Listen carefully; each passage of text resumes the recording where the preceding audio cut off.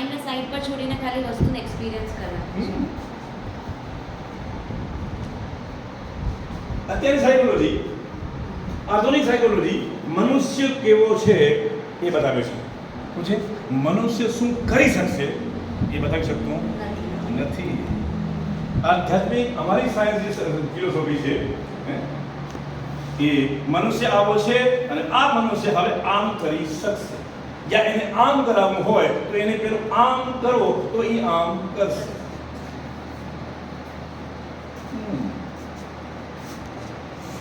ધારો કે તમારું સ્ટ્રક્ચર, તમે અત્યારે આવા છો, તમે 3-4 વખત જો મારી પાસે અહીં આવી જાઓ અને હું 4-5 તમને સવાલ પૂછી લઉં, તમે જવાબ આપી દો, તો લગભગ 3-4 મુલાકાતમાં હું તમને જાણી લઉં કે તમારું સ્ટ્રક્ચર કેવું છે.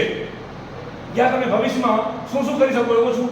તમે કરશો તેમ નહીં, પણ તમારું મશીન આવું કરી શકશે. હવે જો એમાં નેગેટિવ હોઈ શકે અને પોઝિટિવ હોઈ શકે. ઓકે, તો હવે જો એને આટલું આમ કરશો તો બધું પોઝિટિવ બનશે, અને જો આમ કરશો તો આ વધારે નેગેટિવ બનશે, અને આમ કરશો તો આમ બનશે. શું? તો આ નોલેજ આધુનિક ફિલોસોફીમાં નથી. ખાલી બતાવે છે કે આ માઇક છે, તો માઇકનું કરવાનું શું એ ખબર. મનુષ્ય આવો છે, યા એ ગુસ્સો કરે છે તો શું થાય છે એ તમારું સાયકોલોજી નહીં શકે.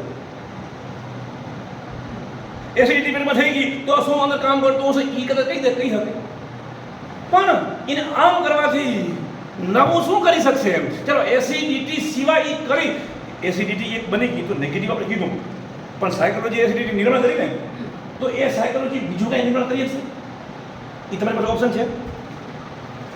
તો આધ્યાત્મિક સાયકોલોજીની અંદર બધું છે કે તમે શું નિર્માણ કરી શકો. એટલા માટે નામ છે એ ક્રિએટિવ સાયકોથેરાપી છે. શું છે? Therapy to self integration. એટલે શું? સેલ્ફ ઇન્ટિગ્રેશન પોતાના સેલ્ફ જોડે, રિયલ સેલ્ફ જોડે. હા, ઇન્ટિગ્રેશન એટલે સોરી, ઇન્ટિગ્રેશન, કનેક્ટ. તો સેલ્ફ ઇન્ટિગ્રેશન તો ભારતમાં શું કીધું છે? યોગ મીન્સ જોડાવો ને. બસ. તો આપણે યોગ શું સમજ્યા?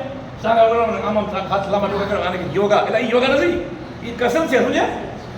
એ કસરત છે. યોગનો મેન છે એ create psychology to self integration. હું જે વિખાઈ ગયેલો છું, હું વિભક્ત અને ટુકડાઓમાં વિખાયેલો છું, એને ભેગો કરી નાખવો. કનેક્ટ કરવું જરાક અઘરો શબ્દ છે. ઇંગ્લિશમાં જોડાઈ ગયું.